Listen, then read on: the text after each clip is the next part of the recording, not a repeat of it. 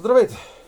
Мислех да не досаждам след изборите, но като слушам тия дни интелигентни хора как защитават двамата евродебелаци и изкарват виновни за резултатите от изборите и идиотите, които не са гласували, не се сдържах.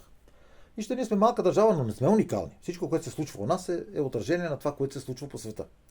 И понеже сега във вторник на изборите в Щатите ще се решава съдбата на света, реших да направя някои сравнения. Сега в Америка има кандидат за президент, който иска да затвори границите за нелегални иммигранти.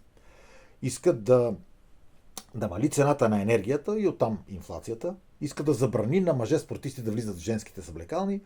И най-важното, иска веднага да спре войната в Украйна, която се води за защита на демокрацията в Европа. И освен това, иска да го прави безплатно. Значи не иска да получава $500,000 президентска заплата.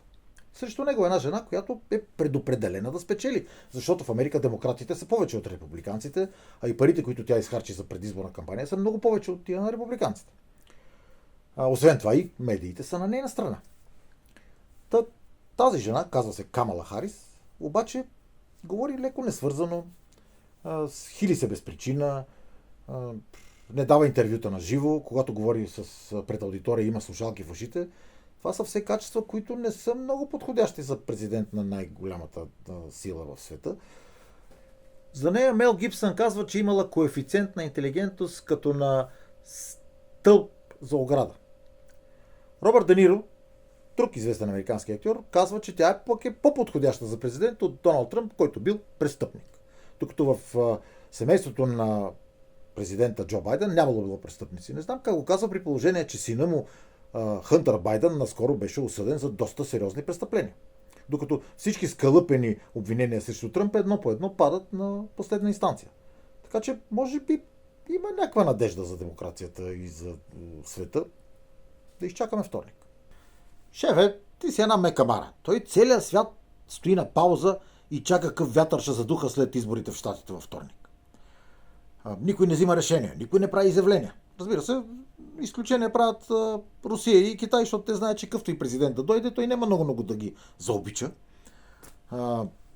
Интересното е, че всички продължават да викат диктатор на Путин, а не на Си Цзинпин, при положение, че в Русия има няколко часови пояса, има няколко партии, някаква така форма на демокрация. Докато в Китай, в целия Китай има само един часови пояс и една единствена партия. Китайската комунистическа партия.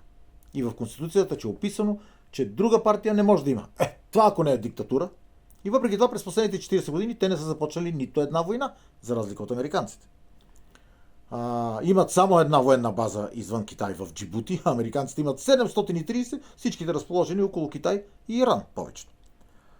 Преди 35 години, когато при нас избухна демокрацията, китайците имаха няколко милиона велосипеда и китайската стена. Сега имат 800 000 моста. 600 000 автомобилни и 200 000 железопътни. Като всички най-нещо си мостове по света са построени в Китай.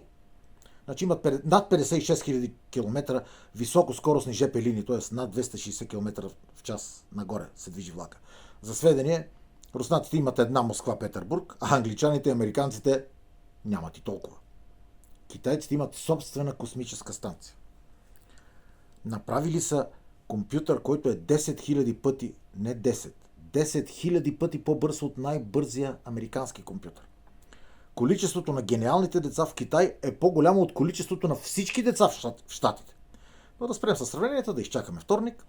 Така че, зрителя мой драг, ако искаш ти си спокоен, приятелката ти издоволена и парите в банката да стигат, ако понякога решиш да си поръчаш някакви дреболии от Алиекспрес и от Тему, знай, че ако в Китай те фанат да крадеш държавна пара в особено големи количества, не те правят шеф на партия или депутат, а те разстрелват на площада в присъствието на роднините ти и накрая майка ти плаща цената на куршума. Не знам дали е демократично, но явно върши работа.